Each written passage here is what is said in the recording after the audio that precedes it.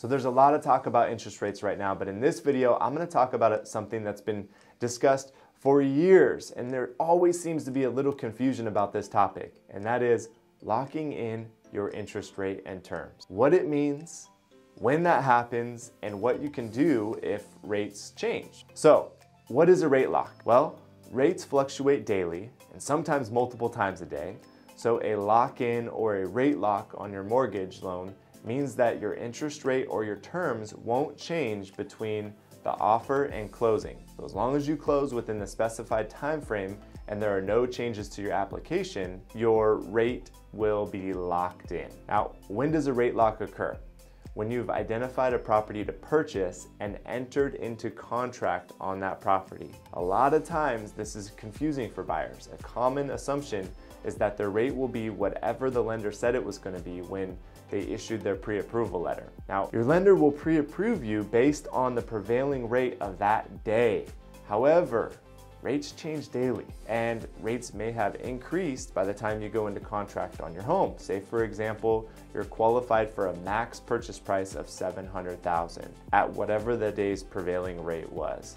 Let's call it 6.5. And you finally find a home 3 weeks later, and great news, it's $680,000, $20,000 below your budget. However, rates have gone up to 7.1. Since you didn't lock in your rate, because that's not when that happens, your new rate is 7.1, and that may cause some issues when it comes to qualification or your ability to close, or just what you want to pay in your monthly payment. So you really need to know your numbers and how much of a range in rate you can afford to work with based on your debt to income ratio. But to summarize that, your rate is actually locked in once you've identified a property and gone into contract on that property. At that point, your lender can lock a rate for either 30, 45, or 60 days. However, if you are buying a new construction home, or you're not closing escrow on that home for an extended period of time, beyond 60 days, since rates are really mostly only locked between 30 and 60,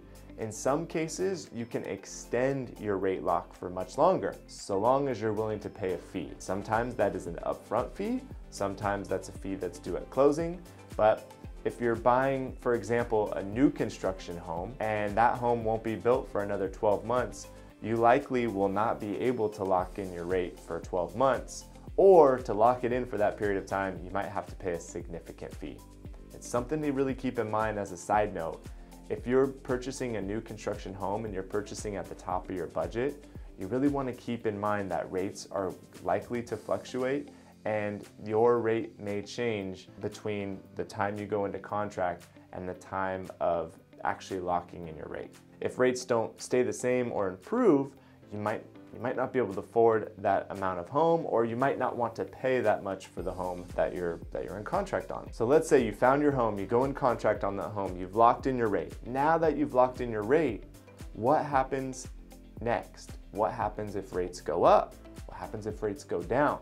Well, the answer is nothing. Nothing happens, because that's the benefit of locking in your rate. If rates go up, you're protected, and you don't have to pay that higher rate because you've already locked it in. If rates go down, well, you are locked in. However, and this is a little bit of a gray area, and it's a bit unfair, honestly, to the lender, but as a home buyer, you still have options. Now, if rates go down significantly, you can renegotiate with the bank to try and get a lower rate, or you can just take your business elsewhere to lock in a lower rate. One of the advantages of working with a mortgage broker versus maybe a mortgage lender or a banker is that they can often manage this process for you and be a better advocate to getting you the best possible rate. I've personally worked with a broker that I've seen do this several times, where the interest rate for that client was better with a different lender, and because rates dropped, and so he took that loan package, he submitted it to a different lender, he got it closed within the same contractual timeline, but saved the buyer thousands of dollars on their closing costs and on their monthly payment, not to mention nearly, in the tens of thousands of dollars over the life of the loan in less interest paid.